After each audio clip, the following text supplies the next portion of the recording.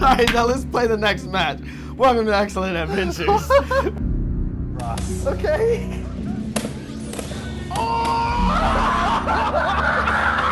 It worked! Oh, does that work? Oh! Order has been restored. If you're subscribed to Cross Counter TV, you got an email from the man Gutex himself that Excellent Adventures is back. For those who don't know, or for some reason never watched, Excellent Adventures started with two guys playing fighting games online. It hit right when Street Fighter 4 was heating up, and whether you loved that game or you hated it, it was really the game that set all of this alight. A huge bunch of players started playing fighting games because of Street Fighter 4, and if you watched Excellent Adventures from the very beginning, you saw all of the evolutions and stages that game went through. Excellent Adventures was like a companion piece for Street Fighter 4. However esports the fighting game community may become in the future, Excellent Adventures will always represent that grassroots period of time like no other. Get trolled, bitch! That's one game. That's one game. What's up, guys? It's Gutex, and we are at the home of Cabo Feed. Around 2012 is when YouTube Let's Plays were really starting to kick off. Yet Excellent Adventures were really the first to do that with fighting games. For the first time, you could watch other people experience that same thing we all did at home. Oh, Xbox. What? What? What the fuck? Gutex and Mike Ross were top players struggling with lag, the trolls, the online shenanigans that we all did. This is what made it so relatable, but at the base of all this was the personalities of the two. Gutex was often the calmer of the two, displaying more calculated and methodical gameplay. Man, if you guys didn't think Gutex was boring before, holy lord, we have a new level of Dawson play. And the reads, the flash, the boot, that was all Mike Ross. You see why I don't play Honda Online? This is why I don't play Honda Online. I'm here to entertain you guys. The two really complemented each other. They were like the Jim Ross and Jerry Lawler of fighting games. Two guys with tremendous chemistry that just worked.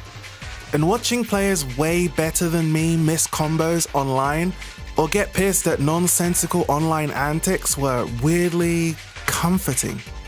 The realization that everyone deals with this is not just us at home. Watching them suffer online and sharing the pain lies at the core of what made this show so engaging to watch. And over time, they would bring on more and more people that you'd recognize from the FGC. You got to see how Ricky Ortiz, K-Brad, Justin Wong, Aris, and all these top players we've seen in tournaments deal with laggy online. Oh, it's lag. What the hell? It was an entertaining series, but an educational one too, whether it meant to be or not.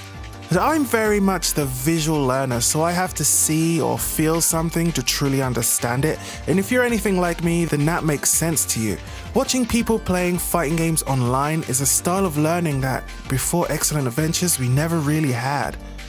Before this time, you'd learn in the arcade through intuition, conversations, and spending a bunch of money getting your ass beat by players better than you, or sitting in practice mode for hours on end without really knowing what you're doing, and that is if your game even had a practice mode. These days you can learn by watching top level gameplay from tournaments, but the major difference is that is top players versus top players, and you can't hear what the player is thinking and why they did what they just did. You got that all from Excellent Adventures, a running commentary on the mind of the fighting game player. Do you want me to just play like fucking like Chris? And amidst all the hype and entertainment were opportunities to level up your game if you were paying attention.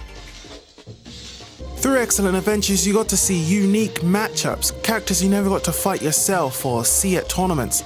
You could copy how Gutex and Micros moved, manage their meta, gain an understanding of footsies, stuff that is essential for beginning players or players who have only ever played online and don't really know why they're doing what they're doing. Watching Excellent Adventures always had a familiar feeling to it, like you knew the two guys playing. You felt what they felt. I want to play this anymore. Which is one of the reasons why you can still go back to the very first season, watch them play an old game and enjoy it all over again. In a world where esports seems to be all the rage these days, the return of Excellent Adventures in 2019 is a reminder of where this all started. To me, esports isn't just the big money, the production and all the flash and lights, it's the absence of that grassroots feeling. The feeling of community that built this all from the ground up. Excellent Adventures represents all of that to me, and that's why I think we should celebrate the return of Excellent Adventures.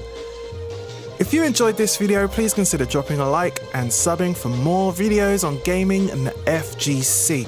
Please comment down below your favorite moment from Excellent Adventures, and I'll see you next time. Stay awesome.